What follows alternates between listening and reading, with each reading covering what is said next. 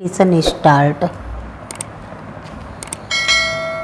महोदय, भारत और श्रीलंका के बीच स्थित द्वीप पर मौजूदा चुनाव के दौरान छिड़ी बहस के मुख्य निशाने पर मछुआरे जो महत्वपूर्ण वोट बैंक हैं।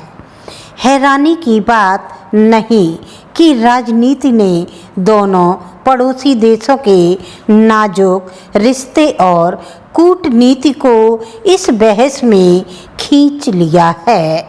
यह भाजपा बनाम कांग्रेस की लड़ाई है। तमिलनाडु में बारी बारी से राज करने वाले द्रमुक और अन्ना द्रमुक के बीच वास्तव में 1974 के समझौते पर कोई विवाद नहीं है, जिसके तहत श्रीलंका का हिस्सा बन गया। ना तो द्रमुक, जो समझौते के समय भी राज्य की सत्ता में थी और अब भी सत्ता में है, और ना ही अन्ना द्रमुक ने, जो अब विपक्ष में है, समझौते पर सवाल उठाया है। लेकिन वे मछुआरों के हितों की रक्षा करना चाहते हैं। अन्ना द्रमुक की ओर से विरोध हो सकता था, लेकिन वह प्रधानमंत्री नरेंद्र मोदी के पक्ष में बहस में शामिल नहीं हुई, जिन्होंने इस मुद्दे पर कांग्रेस के खिलाफ हमला बोला था। लगभग 50 साल पहले इंदिरा गांधी की सरकार ने करुणानिधि के नेतृत्व में तमिलनाडु की सरकार से परामर्श करने के बाद इस समझौते पर हस्ताक्षर किया था। अन्ना द्रमुक किसी राष्ट्र पार्टी से गठबंधन किए बिना अपने दम पर लोकसभा का चुनाव लड़ रही है। वह यही चाहती है कि उसकी संस्थापक नेता और 4 बार की मुख्यमंत्री रह चुकी जयललिता को मछुआरों के एकमात्र उद्धारकर्ता के रूप में देखा जाए। इस मुद्दे पर फिर से बयानबाजी शुरू हो गई है।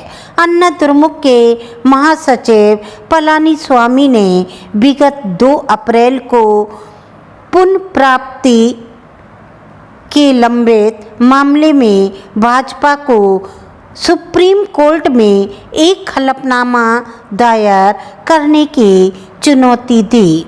इसे जयललिता ने दायर किया था।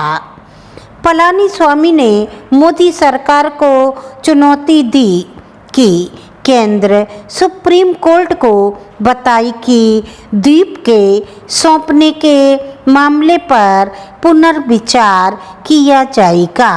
वह जानते हैं कि केंद्र सरकार के साथ ताज़ा विवाद नहीं चाहता, इसलिए हमारे पास बहस का तीसरा पक्ष है।